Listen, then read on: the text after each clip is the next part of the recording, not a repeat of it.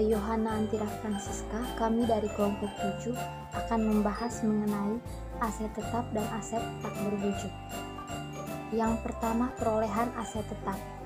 Definisi aset tetap merupakan aset jangka panjang atau aset yang relatif permanen seperti tanah, bangunan, gedung, dan peralatan. Tidak ada aturan standar menyangkut usia minimum yang diperlukan bagi suatu aktiva agar bisa diklasifikasi sebagai aset tetap. Banyak definisi tentang aset tetap menurut beberapa ahli. Yang pertama, menurut pernyataan standar akuntansi keuangan atau PSAK, bahwa aset tetap adalah aset berwujud yang dimiliki dan digunakan dalam produksi atau penyediaan barang atau jasa untuk direntalkan kepada pihak lain atau tujuan administratif dan diharapkan untuk digunakan selama lebih dari satu periode. Yang berikutnya menurut Warren, aset tetap merupakan aset jangka panjang atau aset yang relatif permanen, dimiliki dan digunakan oleh perusahaan, serta tidak dimaksudkan untuk dijual sebagai bagian dari operasi normal. Yang berikutnya menurut Rudianto, aset tetap merupakan barang berwujud milik perusahaan yang sifatnya relatif permanen dan digunakan dalam kegiatan normal perusahaan, bukan untuk diperjualbelikan.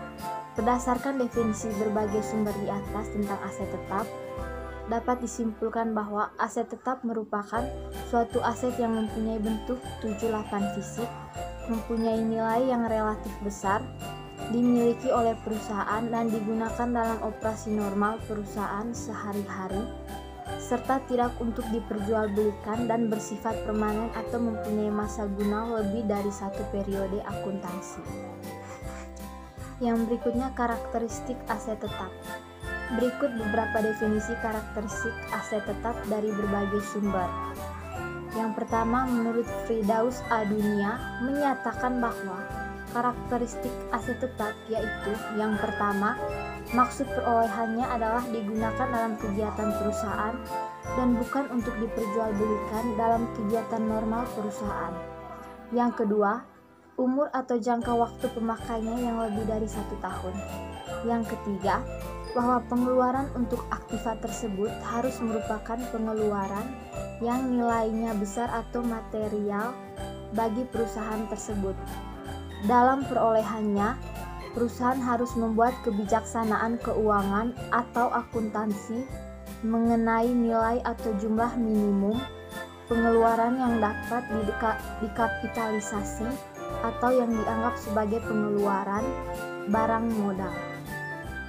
Yang berikutnya menurut Ahmad Tijahjono mengungkapkan beberapa karakteristik aset tetap, yaitu yang pertama, dipergunakan untuk operasional perusahaan dan tidak untuk dijual. Yang kedua, memiliki manfaat lebih dari satu periode akuntansi atau satu siklus operasi normal. Yang ketiga, memiliki bentuk fisik. Karakter ini membedakan dengan aktiva tak berwujud. Yang keempat, mempunyai nilai yang material. Berdasarkan definisi berbagai sumber di atas tentang karakteristik aset tetap, maka dapat disimpulkan bahwa aset tetap mempunyai beberapa karakteristik, yang diantaranya adalah yang pertama, aset tetap mempunyai wujud atau bentuk fisik. Yang kedua, digunakan dalam operasional perusahaan. Yang ketiga, memiliki masa manfaat lebih dari satu periode akuntansi. Yang keempat, tidak untuk diperjualbelikan. Dan yang terakhir, mempunyai nilai yang sangat materi. Perolehan aktiva tetap. Banyak macam cara dalam proses perolehan aset tetap. Contoh kasusnya diantaranya dibeli secara tunai, dibeli dengan cara mencicil, pertukaran, dibangun sendiri, dan dibeli dengan saham. Pada konsep dasarnya, perolehan aset tetap diakui sebesar harga perolehan. Harga perolehan ialah seluruh biaya yang dikeluarkan untuk memperoleh aset tetap tersebut, mulai dari biaya pembelian hingga semua biaya yang timbul, hingga aset tetap tersebut siap digunakan atau dioperasikan. Singkatnya, harga beli ditambah semua biaya yang timbul dari proses pembelian hingga aset siap digunakan. Aset tetap dibeli tunai. Aset tetap yang diperoleh dengan cara dibeli secara tunai dicatat sebesar nominal yang dibayarkan. biasanya terdiri atas harga beli aset tetap, termasuk juga di dalamnya bea impor dan PPN masukan, ditambah dengan semua biaya yang dikeluarkan untuk mendapatkan aset tetap tersebut, seperti beban angkut, biaya pasang, ongkos balik nama, beban bongkar muat, dan juga biaya seperti membayar profesional yang dibutuhkan.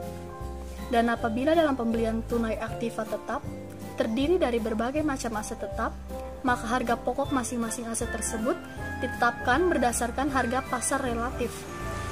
Apabila pasar relatif tidak diketahui, maka alokasi harga perolehan aset bisa dilakukan berdasarkan surat bukti dari suatu entitas atau lembaga independen, misalnya pajak. Contoh soalnya, PT Blimbing yang beroperasi di Kota Malang membeli sebuah mesin dari perusahaan supplier di Surabaya seharga Rp1.000, PPh 22 sebesar 7,5. PT Blimbing, mesin dikirim via kurir yang ditunjuk, ongkos kirim dari Surabaya ke Malang sebesar Rp100 dan instalasi pemasangan mesin memakan biaya Rp50 dan asuransi pengiriman sebesar Rp15. Pertanyaannya, bagaimanakah perlakuan akuntansi atas pembelian mesin tersebut? Penilaian aset jika diuraikan, semua pengeluaran untuk memperoleh mesin tersebut adalah sebagai berikut. Pembelian 1.000, PPh 22,75, ongkos kirim 100, asuransi 15, biaya instalasi 50, jadi semua total biayanya 1.240. Total biaya yang dikeluarkan sebesar Rp1.240 merupakan harga perolehan atas mesin tersebut. Pengakuan aset atau pencatatan. Yang pertama, pencatatan wajar. Mesin berada di debit sebesar 1.240. Kas berada di kredit senilai 1.240. Pencatatan tidak wajar. Mesin berada di debit senilai 1.000. PPh 22 berada di debit sebesar 75. Ongkos kirim berada di debit sebesar 100. Asuransi berada di debit sebesar 15, biaya instalasi berada di debit sebesar 50, dan kas berada di kredit sebesar 1.240. Pertanyaannya, apa alasan mengapa pada penjualan yang pertama dikatakan wajar, sedangkan penjurnalan yang kedua dikatakan tidak wajar? Ini dikarenakan hendaknya pengeluaran atau biaya yang dikeluarkan diakui saat periode di mana manfaat atas pengeluaran tersebut akan didapat atau diperoleh. Dalam contoh tadi, apabila dilakukan penjurnalan seperti yang kedua, maka ketika penutupan buku akan terlihat beban yang sangat tinggi. Bahkan mungkin bisa mengakibatkan PT Blimbing terlihat seperti mengalami kerugian yang sangat besar, karena pembebanannya biaya kirim dan biaya instalasi secara bersamaan. Sementara itu, mesin yang diperoleh masih belum menghasilkan produk atau output. Mesin masih tidak memberikan manfaat. Sedangkan pada periode berikutnya, laba akan nampak tinggi karena biaya yang diakui saat pembelian mesin yang sudah dimanfaatkan tidak ada karena sudah diakui saat periode pembelian. Pencatatan akan menjadi wajar jika semua biaya-biaya yang dikeluarkan tadi dikapitalisi atau diakui sebagai harga perolehan mesin. Kemudian pembebanannya dialokasikan secara bertahap pada periode berikutnya, periode di mana manfaat dari mesin tersebut dirasakan. Yang berikutnya, pembelian aset tetap secara gabungan atau lump sum. Apabila aset tetap yang dibeli secara gabungan atau lebih dari satu jenis aset tetap, harga perolehan dialokasikan atau dibagi kepada masing-masing aset tersebut. Pengalokasian harga perolehan gabungan berdasar pada perbandingan nilai wajar pada tiap aset yang bersangkutan. Contoh soal, suatu tanah, bangunan, dan peralatan diperoleh dengan harga 8.000. Menurut taksiran Fiksus, harga masing-masing aktiva tersebut adalah: yang pertama tanah 3.100, bangunan 2.500, dan peralatan 1.500. Maka untuk menentukan harga perolehan masing-masing aktiva tersebut adalah Maka untuk menentukan harga perolehan masing-masing aktiva tersebut, kita akan membuat tabel dengan kolom yang pertama aset tetap, kolom yang kedua taksiran Fiskus, Kolom yang ketiga, alokasi HP berdasarkan nilai relatif yang ditaksirkan. Kolom yang keempat, harga perolehan aset tetap. Untuk aset tetap yang pertama yaitu tanah dengan taksiran fiskus 3.100.000. Alokasi HP berdasarkan nilai relatif yang ditaksirkan 3.100.000 kali 8 juta per 7.100.000. Harga perolehan aset tetap 3.500.000. Untuk aset tetap yang kedua yaitu bangunan dengan taksiran fiskus 2.500.000. Alokasi HP berdasarkan nilai relatif yang ditaksirkan 2.500.000 kali 8 juta per 7.100.000. Harga perolehan aset tetap 2.800.000. Untuk aset tetap yang ketiga yaitu peralatan taksiran fiskus 1.500.000. Alokasi HP berdasarkan nilai relatif yang ditaksirkan 1.500.000 kali 8 juta per 7.100.000. Harga perolehan aset tetap 1.700.000. Untuk jumlah keseluruhan taksiran fiskus 7.100.000, sedangkan jumlah keseluruhan harga perolehan aset tetap 8 juta. Dan jurnalnya sebagai berikut.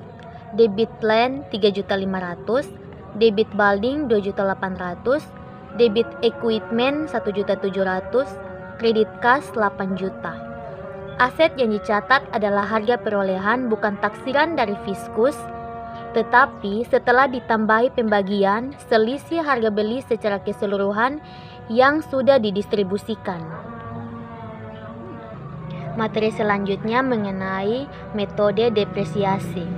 Depresiasi atau penyusutan adalah suatu biaya yang dialokasikan untuk aset tetap selama suatu periode tertentu, atau dengan kata lain, penyusutan ini juga diartikan sebagai suatu hal yang dapat mengubah biaya asli dari aset tetap seperti gedung pabrik, alat-alat kerja, dan mesin produksi menjadi beban selama masa manfaat yang diharapkan dari aset tersebut. Depresiasi ini biasanya akan mempengaruhi nilai dari sebuah perusahaan karena akumulasi penyusutan yang dianggap untuk setiap aset dapat mengurangi nilai buku pada neraca. Beban penyusutan ini akan mempengaruhi laba bersih karena akan dianggap sebagai beban biaya atau pengeluaran dalam laporan keuangan. Selanjutnya, metode depresiasi dalam akuntansi bisnis. Dalam sebuah perusahaan tentu memiliki beberapa metode depresiasi yang paling umum digunakan dalam perusahaan-perusahaan di Indonesia. Pada gambaran berikut kita dapat menggunakan beberapa metode depresiasi untuk menghitung beban penyusutan keuangan perusahaan. Di antaranya yaitu yang pertama, metode garis lurus. Metode garis lurus sering juga disebut straight line metode. Metode ini sering digunakan untuk menghitung beban penyusutan. Metode ini memiliki fokus pada penyusutan menggunakan waktu, bukan dari fungsi penggunaannya. Metode garis lurus ini memiliki rumus biaya penyusutan sama dengan biaya perolehan aset dikurang nilai residu dibagi masa manfaat aset. Sebagai contohnya, beban penyusutan sama dengan 300 juta biaya perolehan aset dikurang 60 juta nilai residu dibagi 5 masa manfaat aset, maka hasilnya 45 juta. Penggunaan metode ini kadang dinilai kurang realistis karena penggunaan aktiva sama setiap tahunnya. Yang kedua, metode beban menurun. Metode beban menurun adalah satu metode penyusutan yang dimana penyediaan biaya penyusutan yang lebih tinggi di awal tahun dan akan rendah pada periode selanjutnya. Fokus utama pada metode ini adalah beban penyusutan yang lebih banyak pada tahun awal mengingat aktiva mengalami penurunan pada tahun berikutnya. Metode beban menurun dibagi lagi menjadi dua. Yang pertama, metode jumlah angka tahun. Perhitungan penyusutan ini menggunakan pecahan dengan pembilang angka tahun. Contohnya 5 ditambah 4 ditambah 3 ditambah 2 dan ditambah 1, maka hasilnya 15. Dan jumlah tahunnya yang menjadi penyebut. Pada metode ini pembilang menurun dari tahun ke tahun dan penyebut tetap konstan. Contohnya 5/15, 4/15, 3/15, 2/15, dan 1/15. Berikut ada pada contohnya. Pada tahun pertama, harga perolehan 450 juta. Pecahan penyusutan 5/15. Beban penyusutan 150 juta. Akumulasi penyusutan 150 juta. Nilai buku akhir tahun 350 juta. Pada tahun yang kedua, harga perolehan 450 juta, pecahan penyusutan 4/15, beban penyusutan 120 juta, akumulasi penyusutan 270 juta, nilai buku akhir tahun 230 juta. Pada tahun yang ketiga, harga perolehan tetap sama yaitu 450 juta, pecahan penyusutan 3/15, beban penyusutan 120 juta, akumulasi penyusutan 360 juta, dan nilai buku akhir tahun adalah 140 juta. Pada tahun yang keempat, harga perolehan tetap sama juga 450 juta, pecahan penyusutan 2/15, beban penyusutan 90 juta, akumulasi penyusutan 420 juta, nilai buku akhir tahun 80 juta, dan pada tahun yang kelima, harga perolehan 450 juta, pecahan penyusutan 1/15, beban penyusutan 30 juta, akumulasi penyusutan 450 juta, dan nilai buku akhir tahun 50 juta. Yang kedua, metode saldo menurun. Pada metode ini biasanya digunakan untuk biaya penyusutan berupa kelihatan dari metode garis lurus.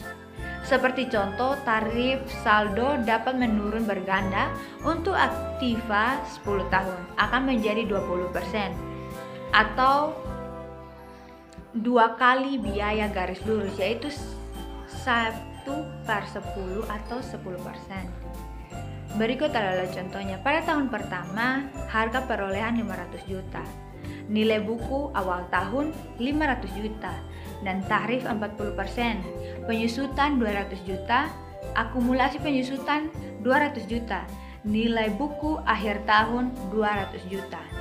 Dan pada tahun yang kedua, harga perolehan tetap sama, 500 juta, nilai buku awal tahun 300 juta.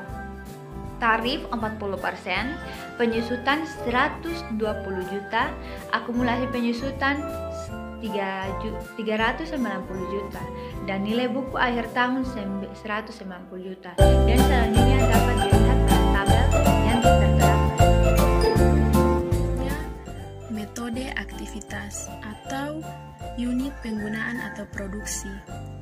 Metode yang ketiga ini ada metode aktivitas di mana metode ini berasumsi bahwa penyusutan adalah fungsi dari produktivitas atau penggunaan dan bukan dari segi berlakunya waktu.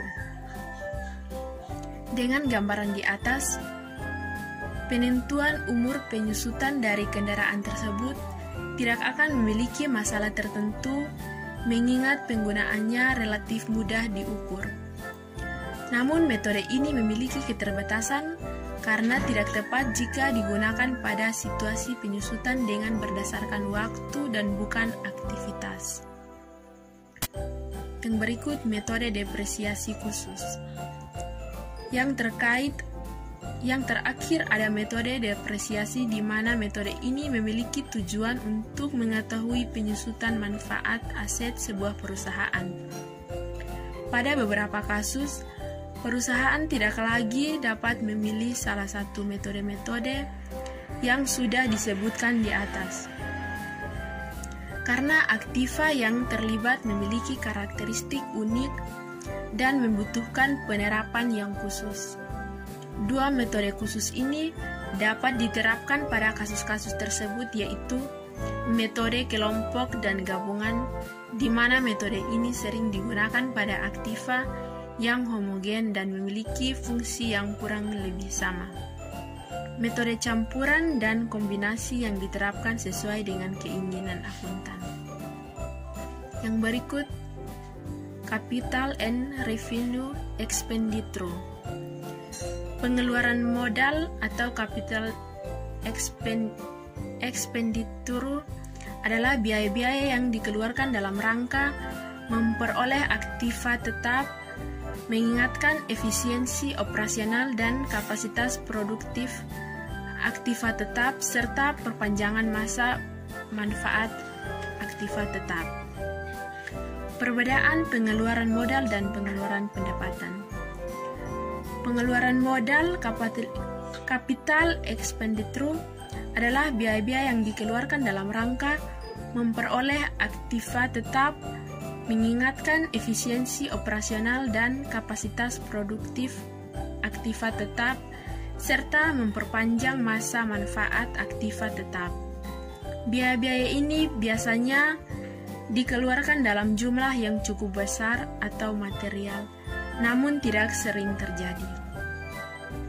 Contoh dari pengeluaran modal adalah biaya-biaya yang dikeluarkan untuk membeli aktiva tetap, tambahan komponen aktiva tetap, dan atau untuk mengganti komponen aktiva tetap yang ada, dengan tujuan untuk memperoleh manfaat, meningkatkan efisiensi, kapasitas, dan atau memperpanjang masa manfaat dari aktiva tetap terkait. Dengan kata lain, pengeluaran modal adalah pengeluaran yang tidak dibebankan langsung sebagai beban dalam laporan laba rugi, melainkan kapitalisasi terlebih dahulu sebagai aktiva tetap di neraca, karena pengeluaran-pengeluaran ini akan memberikan manfaat bagi perusahaan di masa mendatang. Pengeluaran-pengeluaran dalam kategori ini akan dicatat dengan cara mendebet atau aktiva tetap terkait. Nantinya secara prodik dan sistematis, bagian dari harga perolehan aktiva tetap ini akan dialokasikan menjadi beban penyusutan untuk masing-masing periode yang terjadi pada aktiva. Sedangkan yang dimaksud dengan pengeluaran pendapatan revenue expenditure adalah biaya-biaya yang hanya akan memberikan manfaat dalam periode berjalan, sehingga biaya-biaya dikeluarkan tidak akan dikapitalisasi sebagian aktiva tetap di neraca, melainkan akan berlangsung dibebankan sebagai beban dalam laporan laba rugi dan periode berjalan, di mana biaya tersebut terjadi atau dikeluarkan. Contoh dari pengeluaran ini adalah beban untuk pemeliharaan dan perbaikan aktiva tetap. Pengeluaran-pengeluaran yang dilakukan untuk mempertahankan aktiva tetap agar selalu berada dalam kondisi operasional yang baik dikenal sebagai beban pemelihara. Contohnya adalah pengeluaran untuk mencatat dinding bangunan, penggantian pelumas mesin, dan sebagainya. Pengeluaran untuk beban pemelihara ini adalah hal yang biasa terjadi berulang, biasanya dalam jumlah yang kecil atau tidak material, dan tidak akan meningkatkan efisiensi, kapasitas, atau memperpanjang masa manfaat dari aktivitas tetap terkait. Oleh karena itu, akan segera dicatat sebagai beban ketika terjadi. Sedangkan pengeluaran-pengeluaran yang dilakukan untuk mengambilkan aktiva tetap ke kondisi operasional yang baik setelah adanya kerusakan dan atau untuk mengganti komponen aktiva tetap yang rusak dikenal sebagai beban perbaikan. Pengeluaran untuk beban perbaikan ini juga adalah hal yang biasa bisa terjadi berulang, biasanya dalam jumlah yang kecil atau tidak material, dan tidak akan meningkatkan efisiensi, kapasitas, atau memperpanjang masa manfaat dari aktiva tetap terkait. Oleh karena itu, juga akan segera dicatat sebagai beban ketika terjadi. Pelepasan aset tetap dapat dilakukan dengan berbagai cara. Misalnya, dijual, disewakan berdasarkan sewa pembiayaan atau disumbangkan. Dalam menentukan tanggal pelepasan aset entitas menerapkan kriteria dalam PSAK 23 atau revisi 2009. Pendapatan untuk mengakui pendapatan dari penjualan barang PSAK 30 revisi 2011. Sewa diterapkan untuk melepaskan melalui jual dan sewa balik keuntungan atau kerugian yang timbal dari penghentian pengakuan aset PSAK 30. Sewa mengharuskan perlakuan yang berbeda dalam hal transaksi jual dan sewa balik. Keuntungan tidak boleh diklasifikasi sebagai pendapat piutang atas pelepasan aset tetap diakui pada saat awal sebesar nilai wajarnya jika pembayaran untuk hal tersebut ditanggungkan jumlah nominal piutang dan nilai tunainya sebagai pendapatan bunga sesuai dengan PSAK 23 atau revisi 2009. Pendapatan yang mencerminkan minimal efektif atau piutang pengukuran yang digunakan dalam menentukan jumlah tercatat bruto. B. Metode penyusutan yang digunakan. C. Umur pemanfaat atau tarif penyusutan yang digunakan. D. Jumlah tercatat bruto dan akumulasi penyusutan atau jumlahkan dengan akumulasi rugi penurunan nilai pada awal dan akhir periode. E. Rekomendasi jumlah tercatat pada awal dan akhir periode yang menunjukkan 1. Penambahan, 2. Aset dan klasifikasi sebagai tersedia untuk dijual atau termasuk dalam kelompok pelepasannya yang diklasifikasi sebagai tersedia untuk dijual sesuai PSAK 58 atau revisi 2009. Aset tidak lancar yang dimiliki untuk dijual dalam operasi. Aset tak berwujud. Aset tak berwujud atau Inggris intangible asset adalah aset non-moneter teridentifikasi tanpa wujud fisik, yaitu hak istimewa atau posisi yang menguntungkan guna menghasilkan pendapatan. Jenis utama aset tidak berwujud adalah hak cipta, hak eksploitasi dan eksploitasi, patent merek, dagang rahasia, dagang dan goodwill. Aset jenis ini mempunyai umur lebih dari 1 tahun atau aset tidak lancar dan dapat diamortisasi selama periode pemanfaatnya yang biasanya tidak lebih dari 40 tahun.